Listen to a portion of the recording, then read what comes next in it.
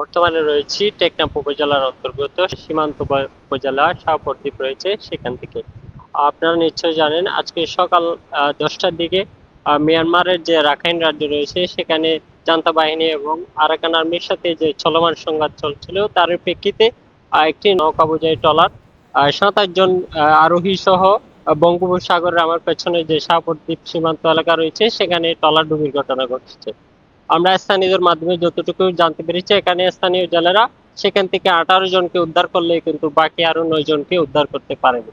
এ বিষয়ে আমরা টেকনাফ ব্যাটালিয়ন 2 বিজিবির অধিনায়ক লেফটেন্যান্ট কর্নেল হানিফুর রহমানের সাথে কথা বলেছি। তিনি আমাদেরকে যেমনটি জানিয়েছেন এখানে স্থানীয় জেলেদের মাধ্যমে তারা জানতে পারে সকাল 10টার দিকে এখানে একটি মিয়ানমার থেকে অনুপ্রবেশের সময় বাংলাদেশ অনুপ্রবেশের সময় একটি ট্রলার ডুবির ঘটনা ঘটে। সেখানে মূলত 18 জনকে স্থানীয় জেলেরা উদ্ধার করতে পারলে কিন্তু 9 জনকে তারা উদ্ধার করতে পারেনি।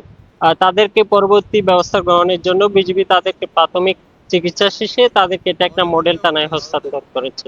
আমরা এখানে শাহপরদ্বীপ স্থানীয় যিনি ইউপি ভারপ্রাপ্ত চেয়ারম্যান রয়েছেন আব্দুল মান্নান, তার মাধ্যমে আমরা জানতে পেরেছি, তিনি আমাদেরকে জানিয়েছেন স্থানীয় জেলেদের মাধ্যমে তিনি জানতে পারে সকাল নাগাদ এখানে একটি বঙ্গোপসাগরের ওপারে কিন্তু একটি ট্রলার ডুবির ঘটনা ঘটেছে। সেখানে ট্রলার ডুবির ঘটনা 18 জনকে উদ্ধার করতে পারলে কিন্তু 9 জনকে এখনো উদ্ধার করতে পারেনি।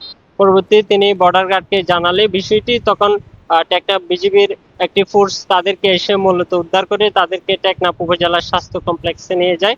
সেখানে তাদেরকে প্রাথমিক চিকিৎসা শেষে কিন্তু বিজিবি তাদেরকে এই মুহূর্তে কিন্তু টেকনাফ মডেল থানায় হস্তান্তর করেছে।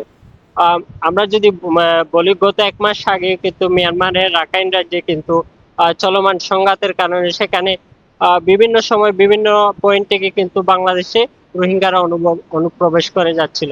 তারই প্রেক্ষিতে আজকেও এখানকার স্থানীয়রা মনে করছে সেখানে চলমান সংঘাতের কারণে তারা মূলত অনুপ্রবেশের সময় ট্রলার ডুবির ঘটনা ঘটেছে।